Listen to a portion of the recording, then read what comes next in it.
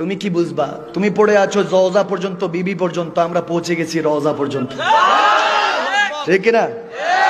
দিল্লিতে একটা মাহফিল করছিলাম নিজামুদ্দিন আউলিয়া রহমতুল্লাহ আলাইহির মাজার প্রাঙ্গণে, এটা থেকে কিছুটা দূরে। তো আমি মাহফিল করে প্রায় রাত 2টা 2:30 মাহফিল থেকে যখন নেমেছি, ওখানে হিন্দিতে উর্দুতে খেতাব করতে হয়, আরবিতে, যেহেতু হিন্দুস্তান। তো আমি খেতাব করে যখন নেমেছি, একজন আমার সফর সঙ্গী বলতেছেন, বাবা হুজুর দেখেন অমুক বলতেছে গैरुल्लाह को चूमना हराम है, गैरुल्लाह को चूमना हराम है, फतवा लगा रहा है। तो मैंने कहा गैरुल्लाह को चूमना हराम है, ठीक है, गैरुल्लाह को चूमना हराम है, ये उसका फतवा है, फतवा दिया है, तो कोई बात नहीं, मैं उनके साथ बात करूंगा। तो ওই মৌলভী সাহেব বলতেছেন আল্লাহ ছাড়া কাউকে চুমা দেওয়া হারাম, হারাম, শিরক, ফতোয়া দিয়ে নেমেছেন। স্টেজ থেকে নামার পর ওনার কোলে ওনার বাচ্চা ছিল, দেখলাম যে বাচ্চা কান্না করছে, মনে হয় রাত গভীর হয়েছে, বাচ্চা ঘুমে ডিস্টার্ব হয়েছে। এখন বাবা সন্তানকে কোলে নিয়ে রেখেছে, সন্তান যখন কান্না করছে বাবার অন্তরে মায়া লাগছে, এখন দিছে বাবা সন্তানকে গালের মধ্যে চুমা। কি খারাপ লাগছে? তাফসীর হয়েছে, ওয়াজ হয়েছে, মাঝে মাঝে ওয়াশও লাগে, ঠিক না? এই ওয়াশ ব্রেন ওয়াশ না, এই ওয়াশ হলো কলবের ওয়াশ, ঠিক না? এটা হলো ওযু। কি খারাপ লাগছে? আচ্ছা, এখন যখন আমার সফর সঙ্গী বললেন যে বাবা হুজুর দেখেন কি করছে, আমি বললাম হ্যাঁ यही तो बात का, यही तो बात है। আমি যা ধরলাম বাবাকে, বললাম अस्सलाम वालेकुम या मोहतरम, কেমন আছেন, कैसा हाल है? मैंने पूछा कि आप ठीक है, सब कुछ हालचाल पूछने के बाद मैंने कहा कि हजरत आपसे एक सवाल है, একটা প্রশ্ন আপনার কাছে, প্রশ্নের উত্তরটা দিবেন। তো উনি বলতেছেন যে জি বলুন, কি প্রশ্ন? তো উর্দুতে খেতাবাত চলছিল, আমি বাংলায় আপনাদেরকে বোঝানোর জন্য বলছি। তো আমি বললাম হযরত আপনার কোলে আল্লাহ না গায়রুল্লাহ? উনি বলে আস্তাগফিরুল্লাহ, এটা আমার ছেলে আব্দুল্লাহ। আমি বললাম আলহামদুলিল্লাহ। এতটুকু যেহেতু পরিবর্তন হয়েছে, বাকিটা পরিবর্তন করে দিবেন কে? আওয়াজ দিয়ে বলেন কে? আমি বললাম হযরত সারা রাত আমার নবীর উম্মতদেরকে, আল্লাহর বান্দাদেরকে বুঝালেন গায়রুল্লাহ কো চুমনা হারাম হে, শিরক হে, বেদাত হে, ইয়ে সেব ও হা, বিভিন্ন জিনিস বুঝালেন, বেদাত, শিরক, গায়রুল্লাহকে চুমু খাওয়া। এখন যে আপনি চুমু খেলেন, এটা কোন বেদাত? এটা কি হালাল না হারাম? বলতেছে হুজুর এটা তো আরাম। এটা কি আরাম? আমি বললাম কেমনে? বলতেছে হুজুর ছেলে আমার, সন্তান, তার কষ্ট আমার সহ্য হচ্ছে না, আমি বাবা, আমার মায়া লেগেছে, জন্য চুমু দিয়েছি, এটা তো জায়েজ আছে। আমি বললাম হযরত আপনি আপনার স্ত্রীকে বলেন তো ভালোবেসেছেন কিনা? বলে হ্যাঁ ভালোবেসেছি। মহব্বত করেছেন তো বিধায় আপনার সন্তান এসেছে। যখন মহব্বত করেছেন, আমার তো মনে হয় জীবনে একটা ফোঁটাও আদর করেন নাই। বলে না করেছি। আমি বললাম বলেন কি আপনি শিরক করেছেন?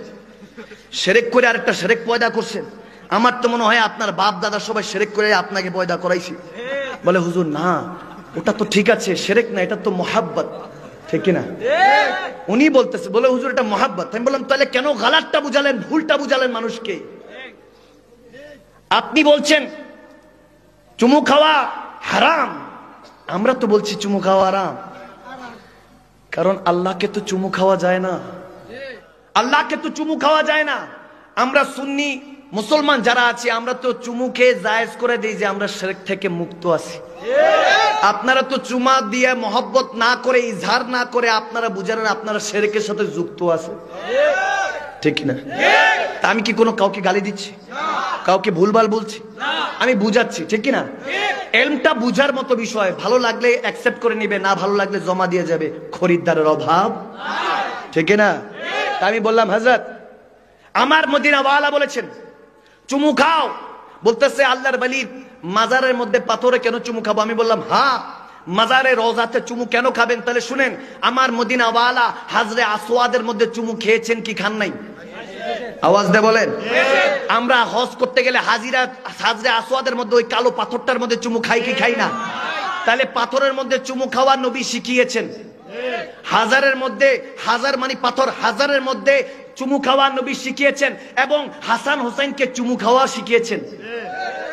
আওয়াজ করে না, ঠিক কি না?